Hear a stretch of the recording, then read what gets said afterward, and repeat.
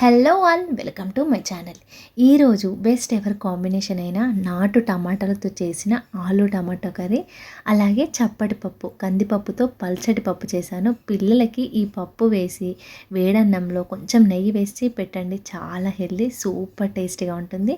Protein ఎక్కువ కాబట్టి ఇలాంటి హెల్దీ ఫుడ్ పిల్లలకి తప్పకుండా పెట్టాలండి, చాలా బాగుంటుంది.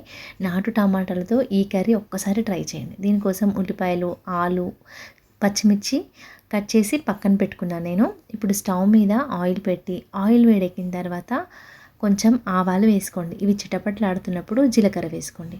ఇవి రెండు చిటపట్లాడుతున్నాయి కదా, ఇప్పుడు ఇందులో ఇలా నిలువుగా కట్ చేసుకున్న 2-3 ఉల్లిపాయలు వేసుకోండి. అలాగే మీడియం సైజులో కట్ చేసుకున్న ఉల్లిపాయలు, దాంతో పాటుగా ఒక రెబ్బ కరివేపాకు వేసుకొని ఇవి బాగా ఫ్రై అవ్వాలండి. మంట మీడియం టు లో ఫ్లేమ్లో పెట్టుకొని బాగా ఫ్రై చేసుకోండి, మూత పెట్టుకొని.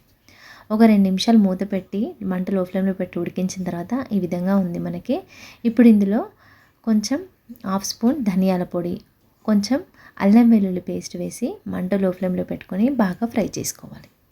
మంట లో ఫ్లేమ్లోనే పెట్టుకోండి, లేదంటే మాడిపోతుంది. ఇలా బాగా ఫ్రై అయిన తర్వాత ఇప్పుడు ఇందులో ఇది కొంచెం ఫ్రై అయిన తర్వాత ఇక నేను కసూరి మేతి ఇలా క్రష్ చేసి వేసుకుంటున్నాను, ఒక 1/2 స్పూను. ఇది టేస్ట్ చాలా బాగుంటుంది, మిస్ అవ్వకుండా వేసుకోండి. కసూరి మేతి కొంచెం ఫ్రై అయితే సరిపోతుంది. ఇదంతా లో ఫ్లేమ్లోనే చేసుకోండి. ఇప్పుడు ఇందులో ముందుగా కట్ చేసుకున్న ఆలుని వేసుకోవాలి. ఆలు ముక్కలు ఇంత పెద్దగానే ఉండాలండి, చిన్నగా ఉంటే బాగుండదు ఈ కర్రీకి.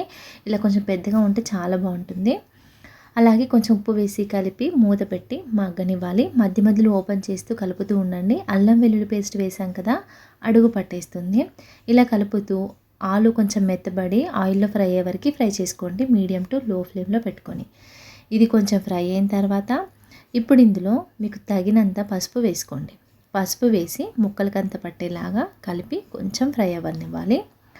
అంతే. ఇప్పుడు నేను ముందుగానే ఒక మీడియం సైజులో ఉన్న ఒక 2 నుండి 4 వరకు నాటు టమాటాలు మనకు ఊళ్ళో ఉంటాయి కదా, వీటి పల్చగా ఉంటుందంటే వీటి తోలు, అలాగే పుల్లగా ఉంటాయి. ఈ టమాటాలతో చేయండి, చాలా బాగుంటుంది కర్రీ.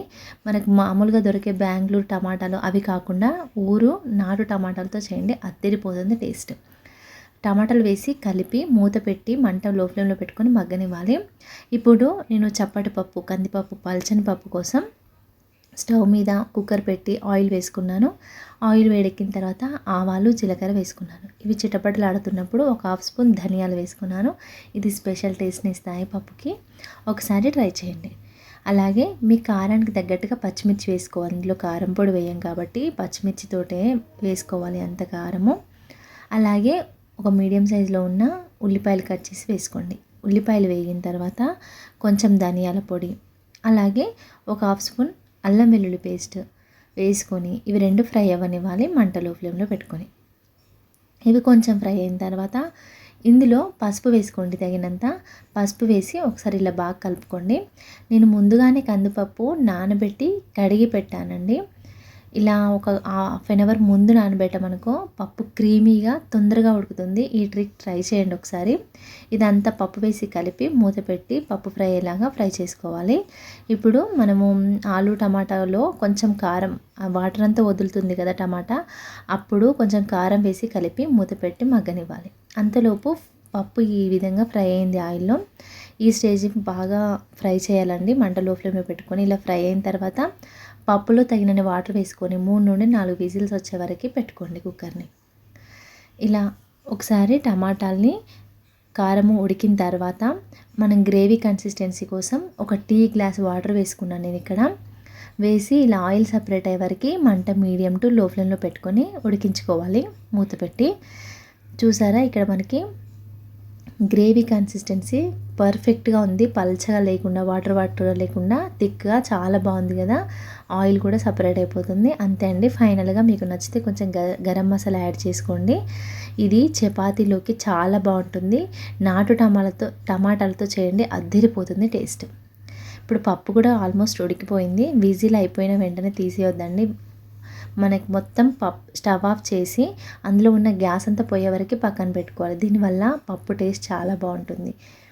ఇప్పుడు ఈ పప్పుని ఈ విధంగా కలిపి కొంచెం ఉప్పు వేసుకొని కలుపుకోండి. ఈ పప్పు ఇలా మొత్తం మెదుపుకొని సాఫ్ట్గా ఉంటేనే బాగుంటుంది. ఇది పప్పులుగా ఉంటే బాగుండదు పప్పు. ఈ విధంగానే చేసుకోండి. మీకు ఇంకా లూజ్గా కావాలనుకుంటే కొంచెం వాటర్ కంటెంట్ యాడ్ చేసుకోవచ్చు. అంతే అండి.